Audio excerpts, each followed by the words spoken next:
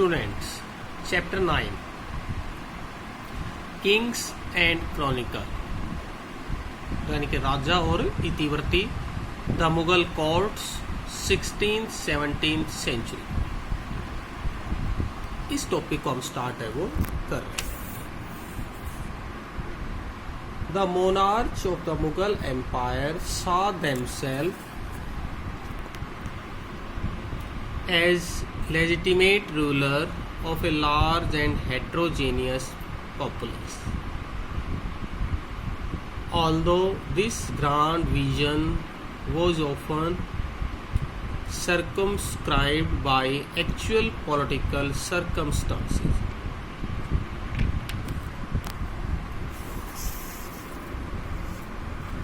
It means Mughal साम्राज्य जो उस टाइम के जो काम होते थे, जो सिस्टम उन्होंने चला रखा था, एक्चुअली में राजनीतिक कैसी थी, जो उनके सर्कमस्टांसिस कैसे थे, उसके बारे में काफ़ी कुछ बातें हम करेंगे। One way of transmitting this vision was through the writing of dynastic history. उस टाइम पे जो उनकी ऐतिहासिक जो मैटर था, उसका लिखित जो काम होते थे, उसके पीछे विजन क्या था। The Mughal kings commission court historian to write account of their achievements. These accounts recorded the events of the emperor time. In addition, their writers collected vast amounts of information from the region of the subcontinent to help the ruler govern their domain. जो उस time के भाई जो return account हैं इतिहासकारों ने, जो उस टाइम के जो अचीवमेंट थे राजा के उस समय के, उन सब से संबंधित काफी बड़ी जानकारी है वो इसमें इनमें लिखी हुई मिलती है। Modern historian writing in English have term this genre of text chronicle as they present a continuous chronological record of events. आधुनिक जो इतिहासकार हैं उन्होंने इंग्लिश में जो बातें लिखी हैं, जो टेक्स्ट में लिखे हैं, जो क्रॉनिकल लिखे गए हैं, वो लगातार मतलब रिकॉर्ड है वो किए गए। Chronicle are an indispensable source for any scholar wishing to write a history of Mughal. उस टाइम पे मुगलों का जो इतिहास है उसके लिए एक बहुत ही प्रमुख सोर्स है ये रहा। At one level they were a repository of factual information about the institutions of the Mughal state. Mughal राज्य के बारे में क्या है ये जानकारी देखते हैं। Painstakingly collected and classified by individuals closely connected with the court. At the same time, these texts were intended as conveyor of meaning that the Mughal rulers sought to impose on their domain. इनके अंदर हम mainly जो मुगल शासक थे उनके बारे में पढ़ते हैं, उन्होंने किस तरह से पूरे साम्राज्य को डोमेन यानी कि उनके ऊपर कैसे अधिकार है वो कर रखा। They therefore give us a glimpse into how imperial ideology were created and disseminated. किस तरह से जो उस टाइम पर मुगल जो टाइम था, उस टाइम जो राजशाही जो उनकी आइडियोलॉजी थी, उसकी एक झलक हमें इसमें मिलती है। This chapter will look at the working of this rich and fascinating dynasty of the Mughal empire. Mughal साम्राज्य के बारे में ये हमें काफ़ी अच्छी नॉलेज देगा।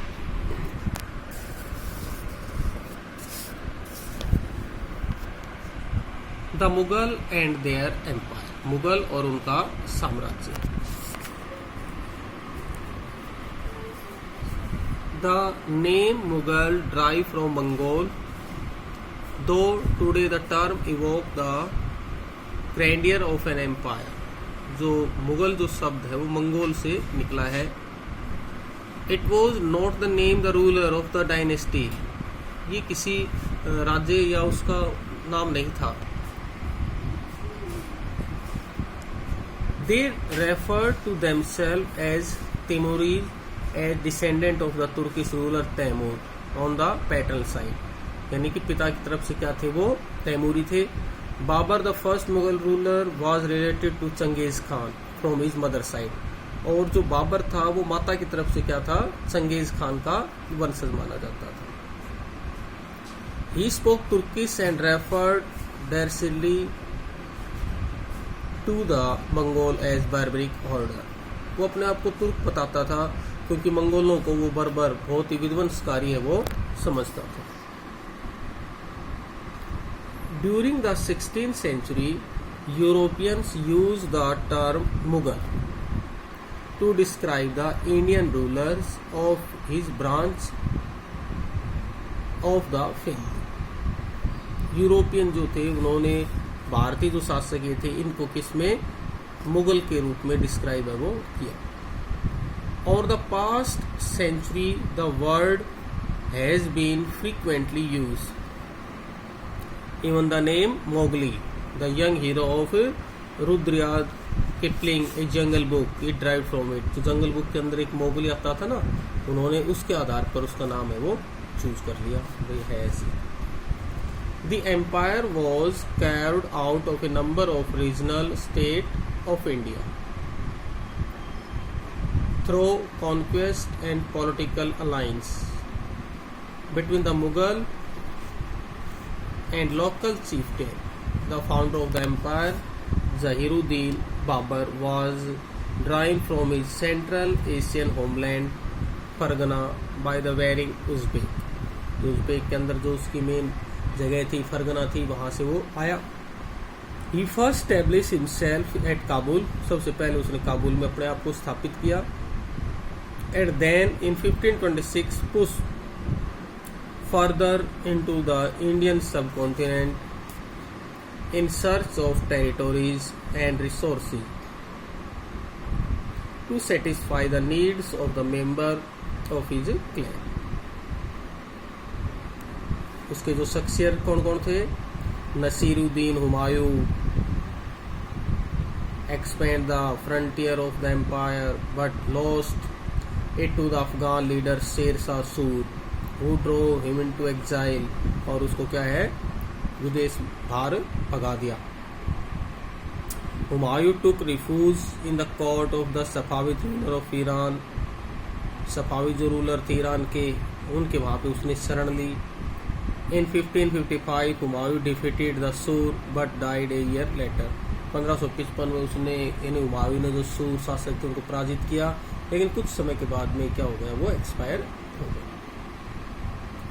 Many consider Jalaluddin Akbar the greatest of all the Mughal emperor. बहुत से लोग ये भी कहते हैं कि भाई मुगलों में जो अकबर था वो बहुत महान शासक था. For he not only expanded but also consolidated his empire, making it the largest, strongest and richest kingdom of his time. ऐसा नहीं कि उसने केवल अपने साम्राज्य को केवल बढ़ाने के बारे में ही विचार किया, बल्कि उसने अपने साम्राज्य को मजबूत भी बनाया, ठीक है, अच्छा अमीर भी बनाया, मतलब हर तरीके से उसने काम है वो किया.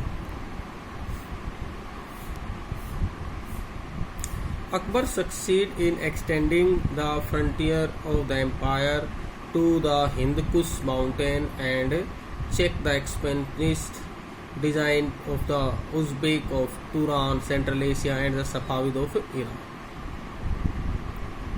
Akbar had three fairly able successors in Jahangir. उसके तीन उत्तराधिकारी आए, जो जहांगीर था, शाहजहां था और Aurangzeb. Much as their character varied, under them the territorial expansion continued, though at a much reduced pace. The three rulers maintained and consolidated the various instruments of governance. उन्होंने अपने साम्राज्य को अच्छा करने के लिए, ऊपर उठाने के लिए कई कार्य हैं वो किए.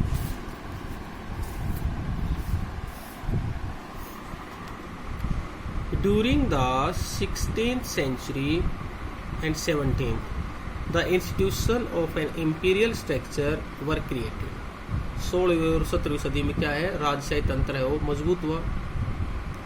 These included effective method of administration and taxation. यानी कि उन्होंने अपना जो प्रशासन का और उसके टैक्स का जो सिस्टम है वो मजबूत किया. The visible centre of Mughal power was the court. Main इनकी केंद्रीय जो ताकत थी वो क्या था, इनका कोर्ट था. Here political alliance and relationship were forced, status and heritage defined.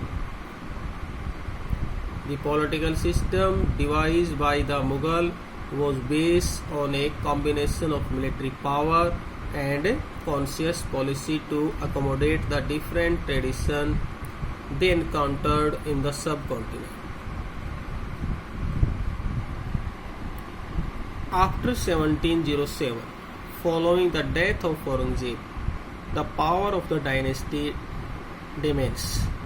Aurangzeb की मृत्यु के बाद में धीरे धीरे क्या हो गई, शक्ति इनकी कम होती है. In place of the vast apparatus of empire control from Delhi, Agra और Lahore, the different capital city. अब उसके बाद में जो साम्राज्य का सारा सिस्टम वो धीरे धीरे क्या हो गया भाई, अलग अलग हो गया. दिल्ली, आगरा और जो लाहौर जो राजधानी है उनके आसपास का region. Regional power acquired greater autonomy. क्षेत्रीय शक्तियां बढ़ गई. Yet symbolically the prestige of the Mughal ruler did not lose its aura.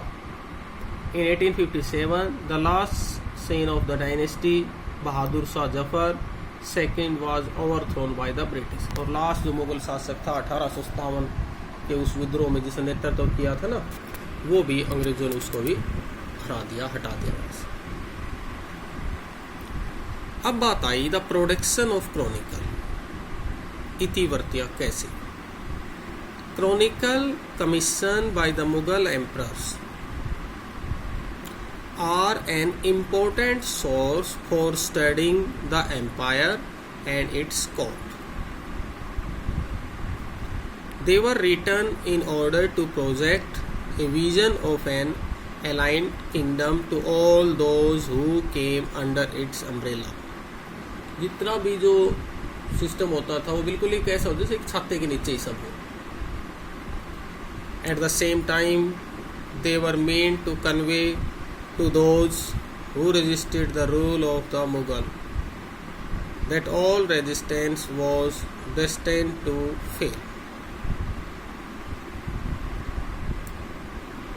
Also, the ruler wanted to ensure that there was an account of their rule for posterity. Mainly मतलब जो मुगल शासक थे वो चाहते थे कि भाई उनका जो भी मैटर है वो क्या हो, उसके एक अकाउंट हो. The author of Mughal chronicle were invariably courtiers. The history they wrote focus on event centred on the ruler, his family, the court and nobles, war and administrative arrangement. Their title, such as the Akbarnama, Shahjahanama, Alamgirnama, that is the story of Akbar, Shahjahan and Alamgir, a title of Mughal ruler Aurangzeb. यानी कि अलग अलग इस तरह से अलग अलग राजाओं ने अलग अलग टाइटल से अपने अपने क्रॉनिकल है वो लिखे थे. Suggests that in the eye of their author, the history of the empire and the court was synonymous with that of the emperor. From Turkish to Persian. Mughal court chronicle were written in Persian. जो इनकी इतिवृत्ति लिखे जाते थे ना भाई, वो Persian उसमें लिखे जाते थे. Under the Sultan of Delhi, it flourished as a language of the court and of literary writings, alongside North Indian language, especially Hindi and its regional variant. As the Mughal were Chagatai तुर्क by origin, जो मुगल थे वो mainly Chagatai तुर्क के रूप में जाने जाते थे। Turkish was their mother tongue, तुर्की जो उनकी थी मातृभाषा थी। The first ruler Babur wrote poetry and his memory in this language, यानी कि जो फर्स्ट जो रूलर था ना बाबर, उसने अपनी जो भी बातें थी, जो भी कविताएं थी, वो सब इसी भाषा में लिखी। It was Akbar who consciously set out to make Persian the leading language of the Mughal court. जो अकबर था उसने क्या है, जो पर्शियन जो लैंग्वेज थी, जो लीडिंग लैंग्वेज थी कोर्ट की। Cultural and intellectual contact with Iran, उसका मेनली संबंध ईरान से ज्यादा है, इसका अकबर का। As well as a regular stream of Iranian and Central Asian migrant seeking position at the Mughal court, यानी कि जो ईरानियन थे ना, उनको धीरे धीरे यहाँ पे माइग्रेट किया गया, बुलाया गया, और मुगल कोर्ट में उनको अच्छी पोजिशन है वो दी गई। Might have motivated the emperor to adopt the language, और उनसे प्रभावित होकर राजा ने क्या किया, भाई उनको और ज्यादा इंप्रेस कर सके, इसलिए उसने उनकी लैंग्वेज अडोप्ट की। Persian was elevated to a language of empire, conferring power and prestige on those who had a command of it. It was spoken by the king, the royal household, and the elite at a court. ये उस समय सभी के द्वारा बोली जाने वाली भाषा थी। Further, it became the language of administration at all level, so that accountants, clerk, and other functionary also learned it. सब के लिए मतलब एक तरह से कंपलसरी सी कर दी।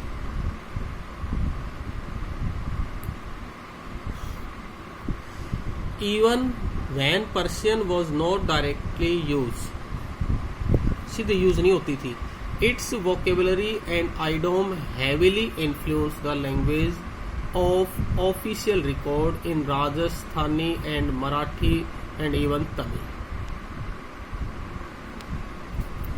Since the people using Persian in the 16th and 17th century came from many different regions of the subcontinent.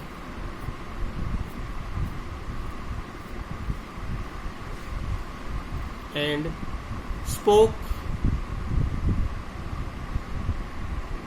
other Indian language, Persian too became Indians by absorbing local idiom. A new language, Urdu, sprang from the interaction of Persian with Hindi. और भी जो दूसरी जो भाषाएं थी वो भी इनके साथ में इंटरेक्शन उनका भी हो गया। The Mahabharata was translated as the Ramayana book of war, इस तरह से रामायण और जो महाभारत की पुस्तकें थी उनको ट्रांसलेट है वो किया गया। The making of manuscript, hand written जो होते हैं ना वो। All books in Mughal India were manuscript, that is very that they were hand written, हाथ से मतलब लिखी हुई। The centre of manuscript production was the imperial किताब खाना, मेन जो राजशाही जो किताब खाना इसका मेन प्रोडक्शन सेंटर होता था। Although kitabkhana can be translated as library, it was a scriptorium, that is a place where the emperor collection of manuscript was kept and new manuscript were produced.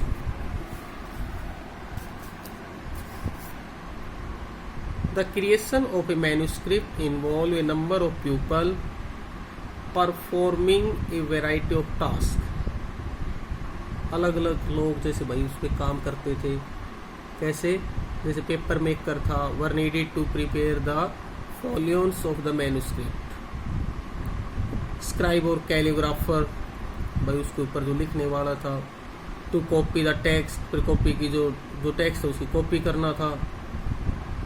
Guilders to illuminate the page, कोई page बनाने वाला था। Painters to illustrate scene, कोई मतलब इस तरह से उनके ऊपर जो पेंटिंग वगैरह है वो करने वाला होता था। तो ये इस तरह से मतलब अलग अलग कैंडिडेट अलग अलग जो काम होते थे उनको करते थे।